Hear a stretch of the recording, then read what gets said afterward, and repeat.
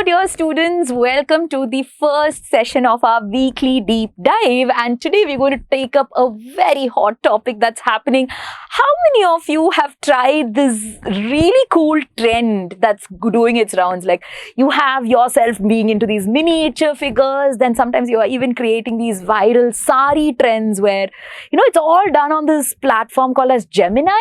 And then there is Gemini Nano, and then there is Gemini creating these nostalgic pictures of really pretty girls.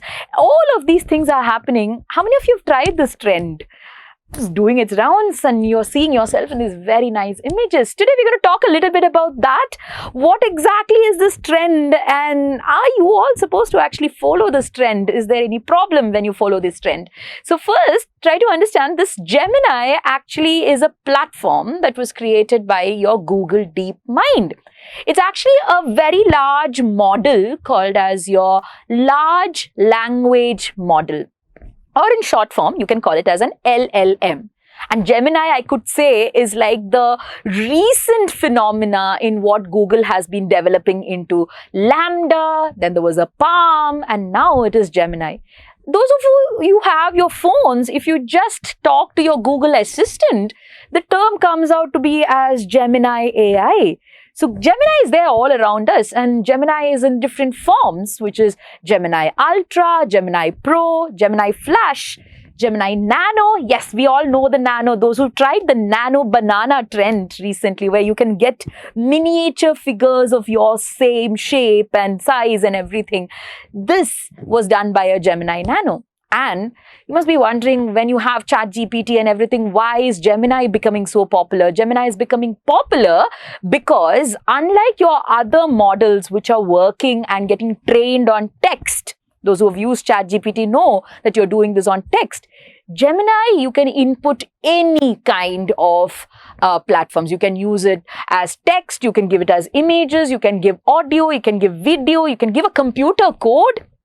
And then Gemini would take up all of these information and use it in a proper manner and give you the result that is needed. And also, whatever information Gemini takes, Gemini stores.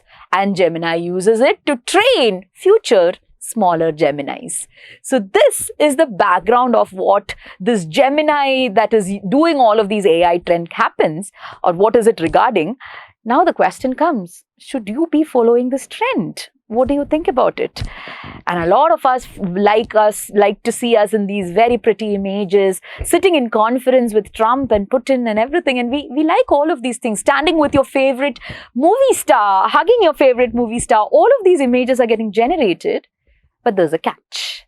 And the catch is, how safe are we when we do these things?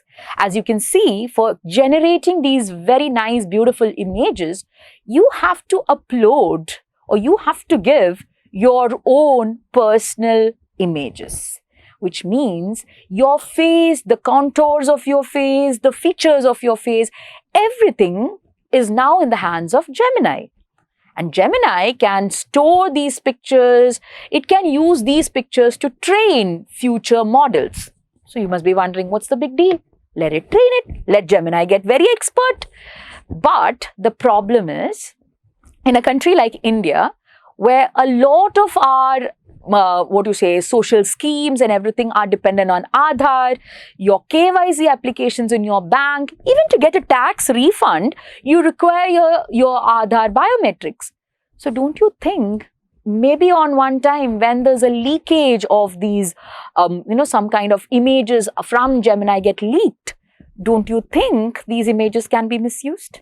And yes, a lot of cybersecurity experts are now saying that giving your personal images for such trends can lead to a kind of issue when there's a misuse of these images to maybe apply for Aadhaar or KYC applications, or even something as simple as a mobile SIM.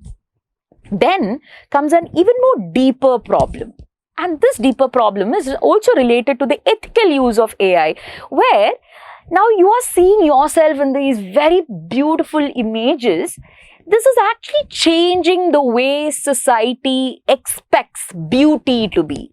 Society expects beauty to be in this very flowy sari, in this very beautiful silky hair.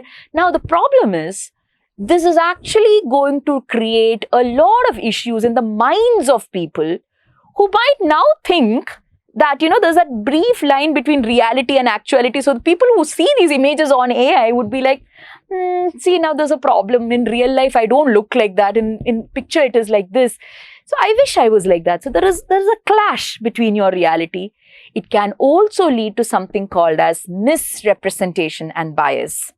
You can send pictures to people who might take you for an individual, but in reality, you might be someone else. These images can be used for catfishing. These images can be used to cheat people of money. So all of these issues are there.